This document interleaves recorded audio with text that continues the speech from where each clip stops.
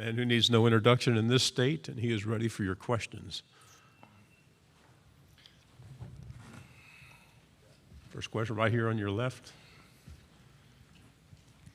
Hey Stetson, Amy from WJCL ABC Savannah. How would you describe your relationship with your brother, and how special will it be to play with him this season? Yeah, it was probably the coolest thing that, for me that came out of COVID, if you can say that.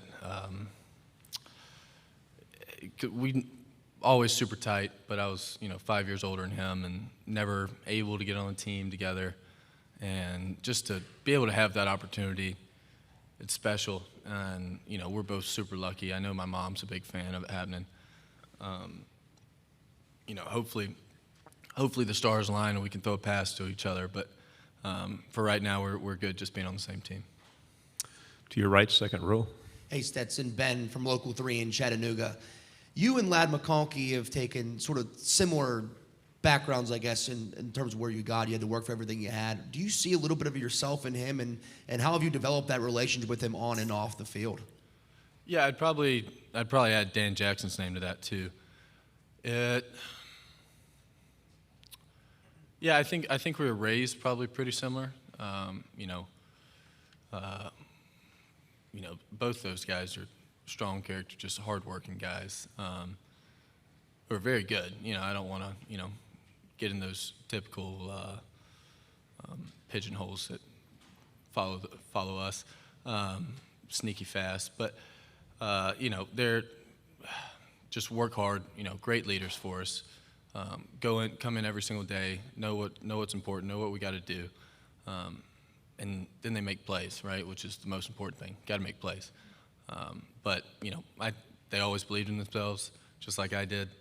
And I think everybody on the team, and hopefully everybody in the conference respects them. Second row here in the aisle. Anthony Patterson with the Atlanta Voice. How would you describe you and Todd Monken relationship with him just believing in you as quarterback? And what moment did you have that you knew, okay, he really, really, trust and believe? Whenever you spend 3 years, I know I wasn't starting all 3 years, but we spent 3 years in the system and in the same room, and he's coaching me every single day. You start to develop a sense of, you finish each other's sentences, not like that, but, you start to know why he's calling this play. What is he thinking here? Are we thinking this? Are we thinking that? What are we? And, that only comes through time.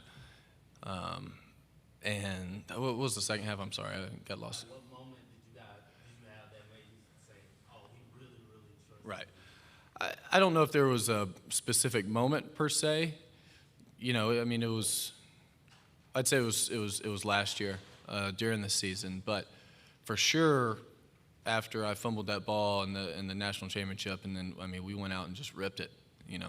That was strong. I didn't know that was coming, but when it did, we executed and guys made plays, and I had awesome protection, and but to call those plays in that situation after what had just happened, first of all, you're putting yourself on the table, and second of all, it shows that hey, we're not going to bow to this. We're going to go try to win the game. On the aisle, third row, right. Tyler Shaw with KBTX and College Station. Stetson, when you kind of self-evaluate, how would you, describe your confidence level and growth just over the past year? Is this offseason, different than past off seasons? Yeah, a little bit.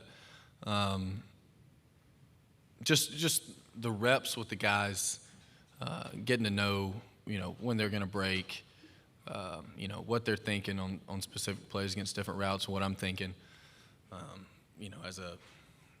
As far as a confidence thing, I think it's just confidence in the fact that I know more, what they're doing, those reps, that, reps and repetition increases our confidence in each other, and I'd say, just development-wise, probably focused on my feet a lot and just not making some of the same mistakes I made last year.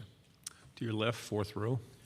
Dan Peck, ESPN 106.7 in Auburn. Stetson, how seriously did you consider concluding your college football career after the national championship game or going to play college football somewhere else? And what were the most important factors in your decision to come back to Georgia?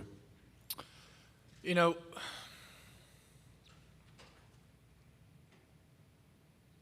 you play the game to play the game, and you play the game to win and to compete against the best players.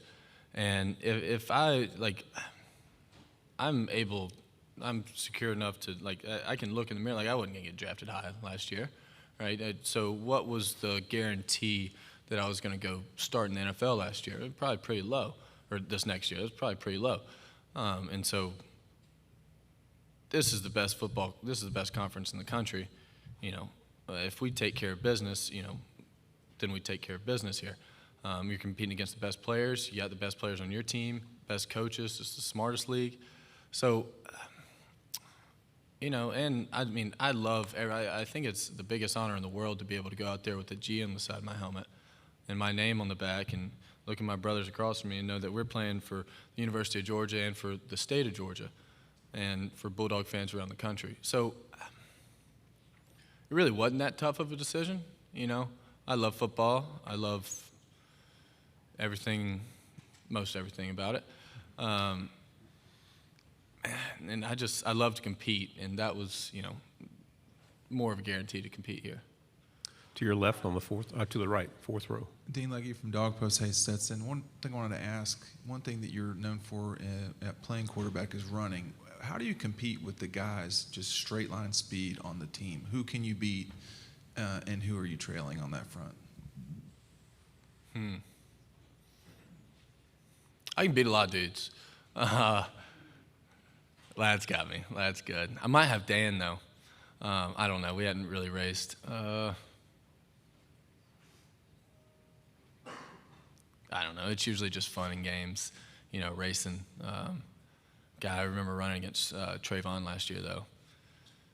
That was embarrassing, you know, to think of. I don't know if he got me, but it was, I mean, just to be my size and, you know, I think I'm pretty quick and running, looking to my right, and I see 6'6", 270 keeping up with me, and I'm like, good Lord, man, who are you?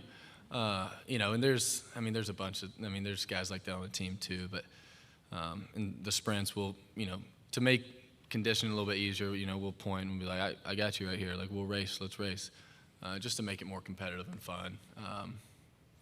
But as far as pure numbers, who, you know, I'll take. To the left, third row. Stetson, Allison Mastrangelo with WSB.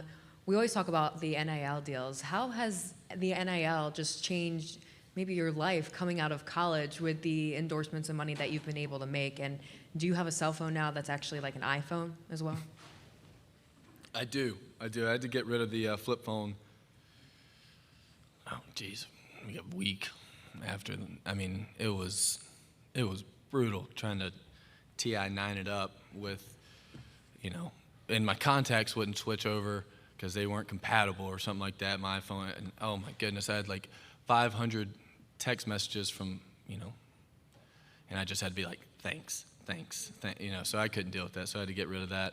But as far as NIL, I think, you know, I went to that Manning Passing Academy, and one of the things I took away from it was Peyton was talking to us, and he said that when he was in the league, and he was referring to making money to the NIL that we have now, he said, you know, when I did the commercials, the whatever commercials he did, when I did those, I made sure that my training and my preparation increased, because he said he wasn't going to be put in a situation where somebody would question, you know, has he made it and he's not the same person anymore. So I think we've done a good job as a team, you know, doing that, and I've tried to make sure that that's never called into question, personally, you know, and I don't know. I think NIL is a good thing. I think, you know, we do a job. We have a job, so you know most people get paid for their jobs, but yeah. Thank you, Stetson. The coach is waiting. We'll be with him. Thank you very much. Perfect.